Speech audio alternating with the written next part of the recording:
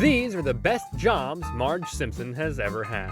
Marge runs for mayor and uses Homer as the butt of her jokes to gain public support. The old blue mayor, she ain't what she used to be, starts with the town having a celebration for the new Skyline Park. The old monorail is being repurposed into rip-off or no rip-off. That's a really good idea. The only downside to this Sky Park is, well... do we go gut to gut or butt to nut? Butt to butt. Always butt to butt. Don't worry, we'll use the bypass board. Okay, fatzos, suck it in. Another smart idea when you know your town is full of fatzos. They pass each other successfully and without embarrassment, which I don't really understand. I got Homer's sandwich. Take it, Wiggum's gun. In a town like that, I'd never feel safe. Finally, it was time to turn on the electricity at the park. But upon doing so, the old monorail started working too. The monorail crashed and ruined the park, so the mayor called another town meeting. Marge couldn't believe that he would allow for something like this to happen, and she asked the mayor if he couldn't at least put little wedges under the wheels. Sorry, sweetheart, but running a city is a little more complicated than getting your nails done. Is it more complicated than putting wedges under the wheels? Mayor Quimby told Marge not to worry her pretty little head about it. Mayor Quimby said it's all in good fun, but nobody in their right mind can agree with that. No one respects you ladies more than I. Now, if you wouldn't mind serving the coffee and cake. Oh, that's a sign of real respect right there. After the meeting, Marge went home more riled up than ever, and she said she couldn't believe the mayor talked down to her like that. People think we've moved on, but this world is as sexist as ever. Thanks, Obama. I've never seen Marge this angry about a feminist issue. She said that she could cut a ribbon too. And Lisa told her that she'd be a great mayor. Now that she said that, I really agree. You're organized, you manage the budget, and thanks to Dad, you're an expert on the court system. Finally, Homer's lack of obeying the law has come in handy. Marge decides to do this and she forms her team of experts. Her hairdresser, Lindsay Nagel, Professor Frank, well, it's a very diverse bunch. Think of the voters as a pie. Uh-oh. Yes, Homer, someone here said pie. I know, pie. I'm sorry, go on. She knows her husband so well. Marge's strategy is to tailor messages to each microgroup and tell them whatever they want to hear until she gets 51%. Is it ethical? Probably not. But is it a good strategy? In my book, yes. Marge makes her slogan out to be, Whatever your obsession is my priority. Marge also said in her campaign that there's no single issue voter her campaign will ignore. So she met up with exotic pet owners, aka the local weirdos. Marge, we really appreciate this. You're the first politician that's ever met with us weirdos. Maybe because you have a crocodile for a pet? Since Marge got really close to overthrowing Quimby, it was time for a live debate and some Q&A. Kent Brockman was the moderator, and he asked Marge if she had any proposals that would appeal to every Springfielder. Marge said that the tire fire has been burning there for her entire life, and it's been ruining their town. Is she gonna do the unthinkable? I promise, if you elect me, I'll put that fire out. Oh, she is. And with that, Marge was elected mayor. Marge took Homer in the back. Homie, you want to make out with the mayor? What? No! Ew. Oh, you mean you? At least he got it on his own. No, I really wish I'd voted. I get that you wouldn't vote in general, but not even when your wife is running for the mayor? So when Marge promised to put out the tire fire, that's the first thing she decided to do since she was elected. And so our new mayor is doing what was unthinkable in the Quimby regime.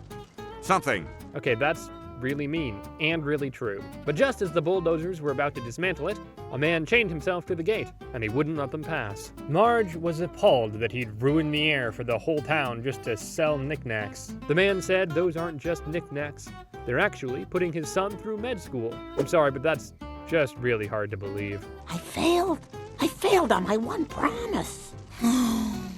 You really can't win in that town. Later, Bart asked Marge if she'd go with him to get some lunch, and she said she'd love to, but she has to take care of the tire fire business first. Bart teased Marge for already neglecting her family, and Homer began fighting with him. That could have ended pretty badly. Marge yelled at them to stop fighting because she's the mayor now, and everything they do reflects on her. It's just hard to restrain yourself when you're above the law. We're not above the law. He really doesn't understand how the justice system works, does he? Marge came up with a plan to buy the man's stand, but he said it's not for sale. All I want to do is help the city, and I can't because of this ding-dong.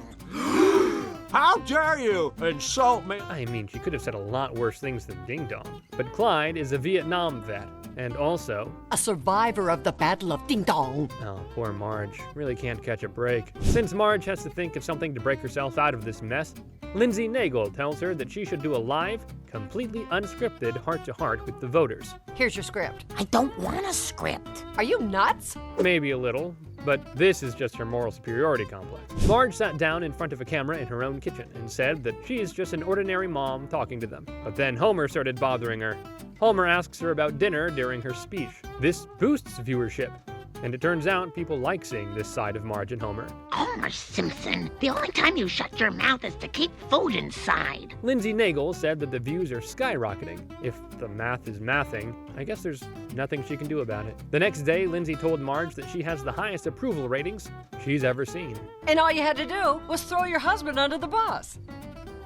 Well, don't tell me you're sad. I know you're not married, Lindsay, and this is probably hard to believe, but not everyone enjoys putting people down. This is gonna end badly, I already see it. Meanwhile, Homer went to get something to eat, and the guy working at the restaurant said that they're naming a sandwich after him. Homer got excited and he started giving his suggestions, but the guy said they already named it. The open-mouthed turkey goofball. That is so not me. But I'll take 6. Oh, poor Homer. But this making fun of Homer shtick went on. You can see that he's holding his rage in. But the comment that broke the camel's back was, And we're here for a very, very serious charity. Save the whales. All right, that's it. Krusty is surprised and says they're actually here to save the whales. It's too late for that now, Krusty. Marge continued on with her marketing strategy of humiliating Homer publicly. You've tapped into something women and men can agree on. Husbands are idiots. But Lindsay was way more excited about this than Marge. She even made a Homer-shaped balloon for the Thanksgiving parade. She went to talk to Mayor Quimby, and when he laid his eyes on her, he said, Uh-oh, I know that look. That's a mayor on the ropes or a wife who wants a divorce. I'm familiar with both. well, being a mayor really takes it out of you. Marge asked Joe if it's possible to have a decent family life and be a good political leader. The only thing he said was, The first night out of office, I noticed a gorgeous woman lying next to me. Joe said that he couldn't believe he was married to her. That is both sad and good at the same time. Then Joe's wife came and thanked Marge for giving her Joe back. That should be telling enough for you, Marge. On the day of the Thanksgiving parade, Marge said that she couldn't be here without her husband. He's a big supporter. So big. Don't say it, Marge. I wish all of you could know the love in his heart. We make the magic happen, baby. From mayor to driver, Marge has jumped from being in high places to really low ones. Marge gets a job as a driver for a transportation app service. My Fair Lady starts with Marge making a driving plan for her and Homer so they can divide the responsibilities. I'm not spending my precious Saturday chauffeuring those overprivileged kids. Some father you are, Homer. But before she knew it, Homer snuck out of the house and went to Moe's. Mo, quick, beer me before I answer the phone. Homer chugged his beer and answered the phone. Oh, man, I wish I knew that sooner, but I just had a beer. Marge is annoyed and asks why is he already drinking in the morning? Just enough so he can't drive. So Marge has to drive the kids herself, and, well, she looks insane while doing so. She managed to get it all done, but not without a little unhealthy competition with Helen Lovejoy.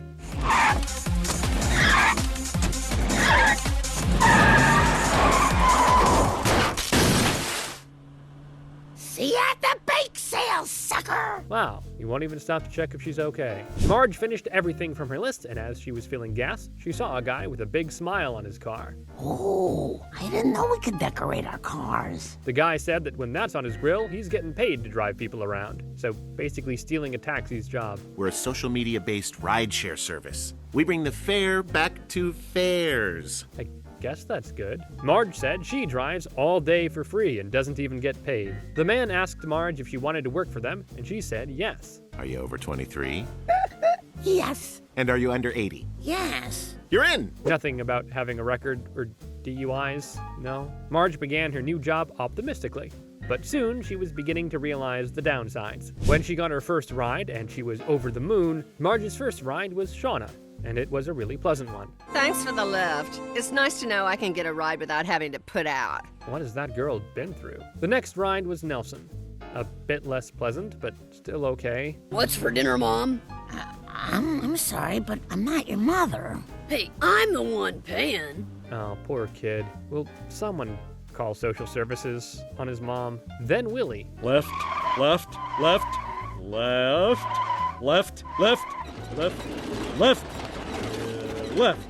And a person can only take so much. Marge, I gotta say, this job isn't agreeing with you. And someone else thought so too. The taxi drivers of Springfield noticed that they aren't getting as many rides as usual, all because of the smart cars. Well, you can say goodbye to those amounts. One of the men said that the main problem is Marge Simpson, because she's prompt, courteous, and a joy to ride with. Basically, everything they're not. One of the taxi drivers asked him how he knows so much, and he said she drives him to work every day. And unlike the rest of you cowards, she's not afraid to parallel park. That's something they just cannot compete with. Meanwhile, Mo got a job at the power plant because Homer, Lenny, and Carl destroyed his bar.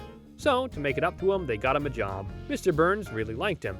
So he made him a supervisor of Homer's sector, but that bumped Homer down to plant watering position. No, I'm not kidding. Why is any of this important, and how is it in correlation with Marge's job? Well, you see, Homer has become more servile. Marge told him that working with plants is amazing for him. It's helped you get in touch with your feminine side. Feminine! Ah!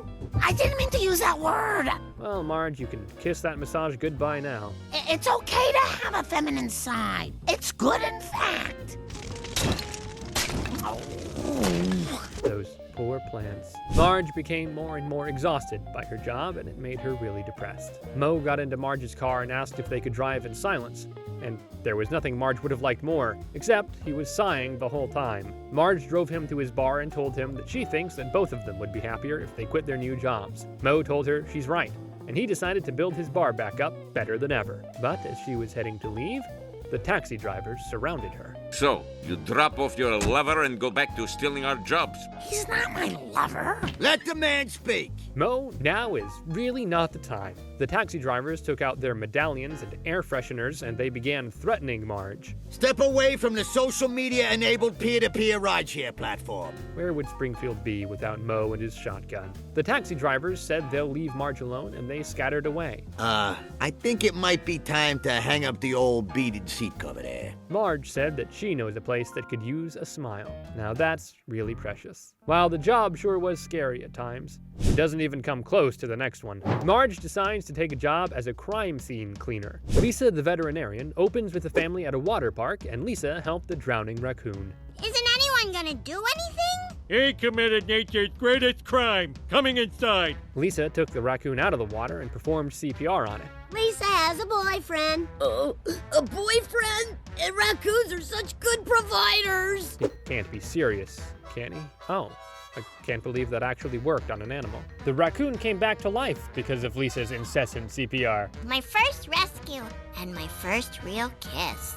The next day at school, everyone was raving about Lisa's rescue, and when Lisa was telling Marge about it on her way home, she was really proud of herself. Until Marge stopped paying attention to her and she began paying attention to the traffic. Chief Wiggum told Marge that a nasty car crash happened, and they can't let traffic through until the cleanup crew mops up the mess. Well, they're in a bit of a pickle here, aren't they? Marge said she needs to get home, but Chief Wiggum tells her that's not gonna happen. Not unless you clean up this accident scene. Actually, seriously, could you do that? There's no way that's legal. Marge said she's not sure about that because she's one of those people who doesn't like to be traumatized by horrifying sights. Wiggum says his job is really dangerous, but the crime scene cleanups aren't. All the bad people are dead or at large, so give it a shot. Please, please, Mom. Mom? I don't even want to begin to get into that. You're on your own. Marge cleaned up the mess perfectly, and Wiggum was impressed. We are always looking for crime scene cleaner-uppers. You know what they say, crime always pays. Maybe that saying is the reason you have such a big crime rate. Later that day, Marge told Homer that they should maybe invest in a new ceiling fan. The old one doesn't seem safe. It's fine, and it saves us money on haircuts. Such a cheapskate. Marge picked up a phone to call someone. Springfield PD. PD. Police Department. Ha! Just got that. Someone should get out a counter every time I do an episode with Chief Wiggum and count how many times I pose the question, how did he become police chief? Marge told him that she'd like to do some of those crime scene cleanups. Hey, I got a job for you right here. Murder-suicide. Or possibly a suicide murder. How does that really go? Just bring a mop and your imagination. Maybe leave the imagination at home. Marge got to the crime scene and Lou told her to be careful. I've never seen an angel dust for gun swap go so wrong. Hey, a mess is a mess. Marge, cleaning a car crash and a murder are two completely different things. I just want you to keep that in mind. Let me start with this filthy crime scene tape. Yeah, I thought so too. The next day, Marge came into the living room and asked Homer if he notices anything. Are you having an affair? What? No. Sometimes he's so hard to live with. Marge said she bought a new ceiling fan. Marge explained how Chief Wiggum offered her a job and she took it. I heard that can really mess you. Oh, baby, that cool air is sweet. Up. Wow, with a husband like you, a job is a job. Homer asked Marge if she's sure she's not living a waking nightmare. Marge said she isn't. And she added that she gets the police discount on cleaning supplies now. Talk about a dream job.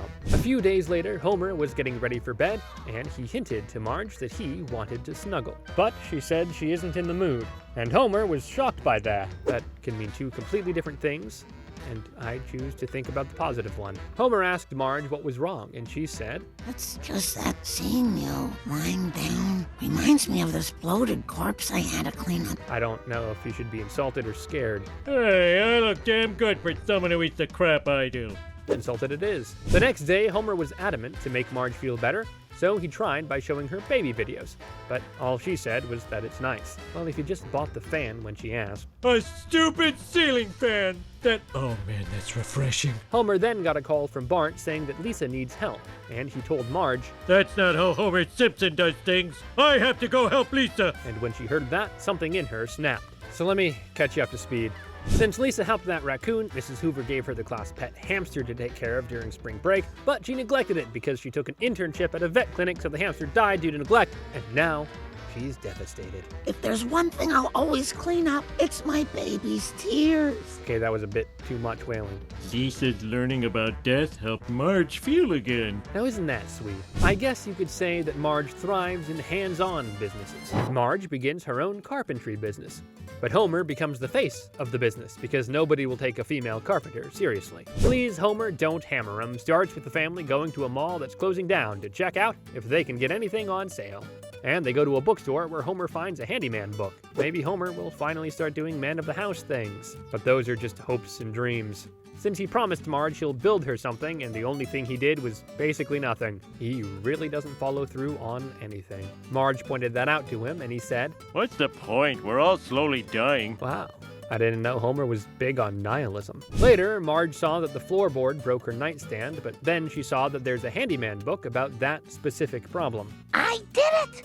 What's that strange feeling?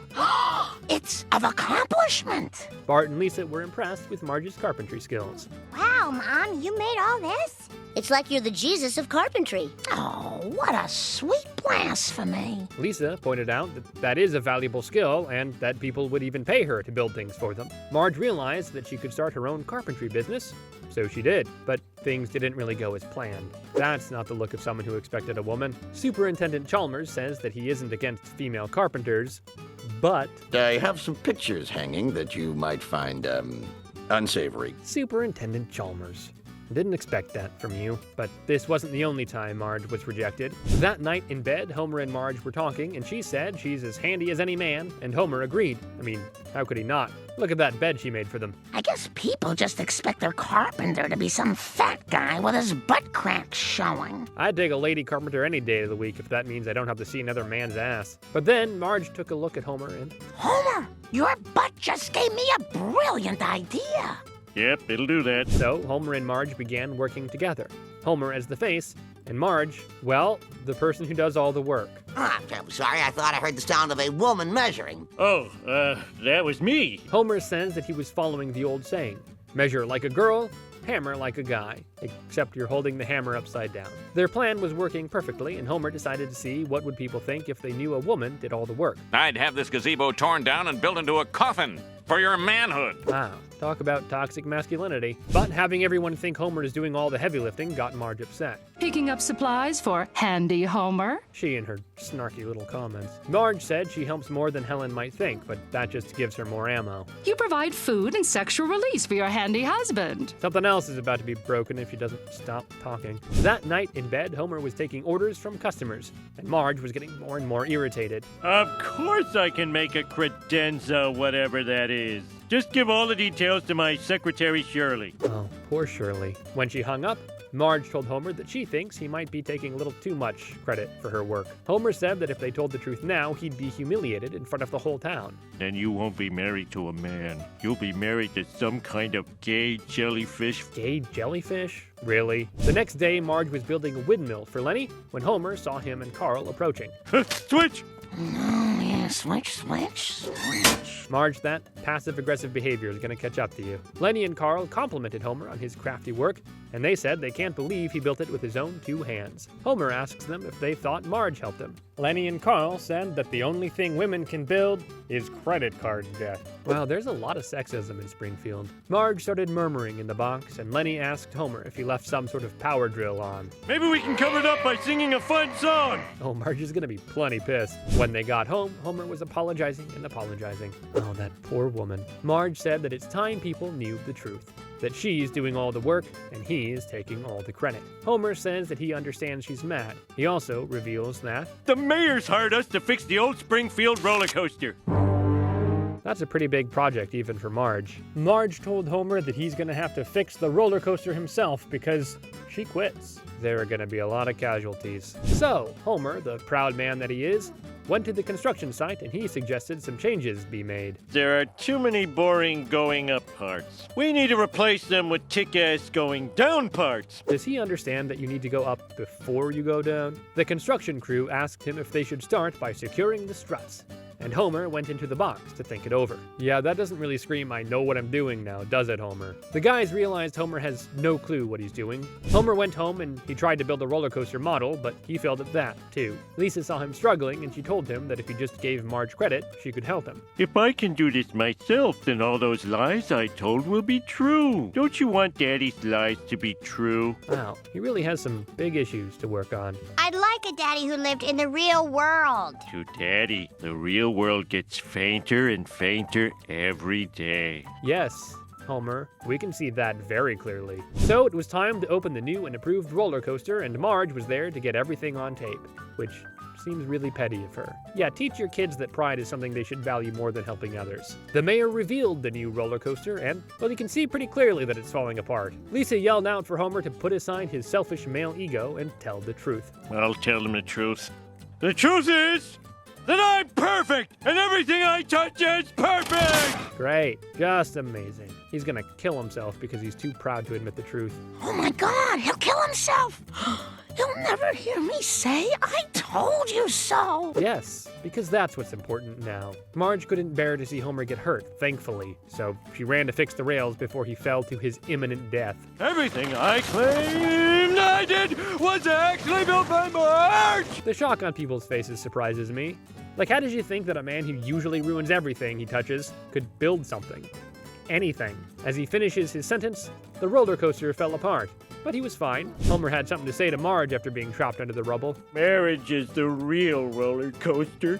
I'm just glad I have you as my safety bar. Well, that is actually really sweet. But this wasn't the only time Homer and Marge joined forces at work. Homer becomes an ice cream man, and Marge uses his leftover popsicle sticks to create art figures. Ice Cream of Margie, with the light blue hair, opens with Mr. Burns firing Homer after he saw him goofing around and not working. You're thinking about that ice cream truck, aren't you? What kind of question is that? Of course he is. Homer continues to think about the ice cream truck, and he doesn't pay attention to anything Mr. Burns is saying. Come and lick me, big boy. I said lick me. Now that's just crossing every line there is. Homer ran out for the ice cream truck, and Mr. Burns fired him. Homer, there you are. What does my best customer want today? The fact that a 40-year-old man is his best customer just proves that ice cream trucks are a dying business. The ice cream man says he's barely scraping by, and he wished he had more customers like Homer. Change 100? Sure, that's $1.50, $1.75, $2. And when he finally got to $99.50, $99.75. 5. I mean, it's safe to say you killed him. Homer went to Ice Cream Man's funeral, where he met his wife. She said that he loved to talk about his work. Homer thought that this was the perfect opportunity for everyone. He needs a job, and she doesn't want the truck. I'm flush with severance pay. You'll buy Max's truck? Why, doesn't he need it? Homer, you're at the man's funeral. The next day, Homer was telling Bart and Lisa about the ice cream truck he bought. Well, sink your crooked, rotting teeth into this! Oh, he really takes the investing in business thing seriously. And now to get dressed in a most unusual way. This is the most dramatic ice cream man I have ever seen. Meanwhile, Marge was watching TV and there was a show on that was talking about celebrating women who didn't waste their lives being mommies. Women who want to breastfeed their own dreams and change the poopy diapers of fulfillment. The show called it a legacy. Another way to make women feel bad about themselves. How inspiring. Marge began to feel bad for not doing anything with her life. She said that the only thing she has to show for is a clean floor. Well, you don't have that now either. My legacy. And while she was feeling bad about herself, Homer was thriving. Homer was really over the moon with his new job, and he was telling Marge all about it. And she said she's glad at least someone in the house feels their life has meaning. Homer tries to cheer her up, but he's got nothing. The story of my life. They get the popsicles, I get the sticks. But then she saw she could make something with the popsicles. Look, Maggie, I made another you out of sticky orange wood. Is that supposed to be a pun of some sort? When Homer saw what she made, he encouraged her to make sculptures of other people too, and he kept bringing her more and more sticks every day. A few days later, Kent Brockman was doing a report on a high-speed pursuit. The driver is getting out of his car. He's running to a helipad. He's taking off in a copter. But then a more interesting thing caught Kent's eye. Do I see a telegenic housewife making art out of popsicle sticks? Set this baby down. He said he'd like to feature Marge in his segment, and Marge was shocked that he thought people would find her interesting. Marge asks the viewers why people scratch their names on Tupperware. People scratch their names on Tupperware? So when you die, something's left behind that says, I was here, I mattered. Sometimes I feel really bad for her. That night, Homer came home from work with more sticks. This is the most fun I've ever had giving you wood. Now I know that was supposed to be a pun. Marge told him that sculpting has really made her feel fulfilled. I'm as hopeful and full of life as I was in the years before I met you. Homer says that he was lonely being happy all by himself. I don't know if I should take it for being selfish or not. The next day, Rich Texan came by to see Marge's art, and he told her that she's a fantastic artist and he wants to finance a fancy art show starring her sculptures. My own art show? I'm so happy. Do you mind? I've never seen Marge this excited or happy. Something's gonna ruin it. The day of the art show, Homer went to work and Marge told him he can't go because she needs him there for emotional support. Homer told her he can't abandon his route even for one day. If those kids discover the link between eating right and feeling good, I am screwed. Preying on people's weaknesses has always been his strong suit. In conclusion, here's the scoop. I love you. Okay, you can't argue with that. But Homer got wrapped up in work and... Sorry, I'm all out of ice cream. Already? It's only 38 seconds to 3. Ah! Marge's show! He couldn't have checked the clock from time to time. I only got 9 seconds till Marge's show! 8, 7. Why is he still trying to get there? There's no way he's gonna make it in time. Homer makes it in time, but he crashed onto Marge's sculptures and ruins them. I don't know where Carl ends and I begin. See, statements like that are why people think we're gay. Oh, and dating each other's sisters who look exactly like you two doesn't make you seem gay. Marge disappointedly told Homer that he destroyed her artwork and her dreams. I don't think she's ever been this disappointed. Homer tried to explain himself and Marge shut him up immediately. She told him he doesn't care about anyone else's happiness but his own. Well, excuse me for having enormous flaws! That's what she's been doing your whole lives, and look where it got her. Later that day, Homer knocked on Marge's door and he tried apologizing to her. The next morning, Homer tried with a different apology. He said that the thing he liked best about being an ice cream man wasn't the free ice cream or the colorful toppings. It was giving you those sticks and watching you smile as you turned them into art. Homer also says that he could eat parts of a motorcycle to win her back. Homer, you just don't get it, man. If you won't talk to me, I'll send in Polaroids to show you how sad I am that I let you down. Oh, look at that sad face. I mean, we know she's gonna forgive him anyway, but those Polaroids really speed up the process. Later, Homer saw that Marge was out of her room, and Bart and Lisa tell him she's been out for a while, but they don't know where she went. They all got in a car to search for her, but without luck. But then they saw her on the roof of City Hall. Oh my God, she's gonna jump. Marge, don't do it! Give divorce a chance! Wow, that was actually pretty selfless of them. Marge yelled that she wants to show the world how she feels about him, which made Homer really scared. And then she and the bullies lifted a big sculpture of Homer. It's you, my sweet, perfectly imperfect you. If there was ever any doubt she didn't love him, it's gone now. My most enduring creation is the life I've sculpted with you. And we're gonna leave it at that, because I don't think there will ever be a more perfect ending. If you enjoyed today's video, make sure to like, subscribe, and leave a comment with your favorite job Marge has ever had.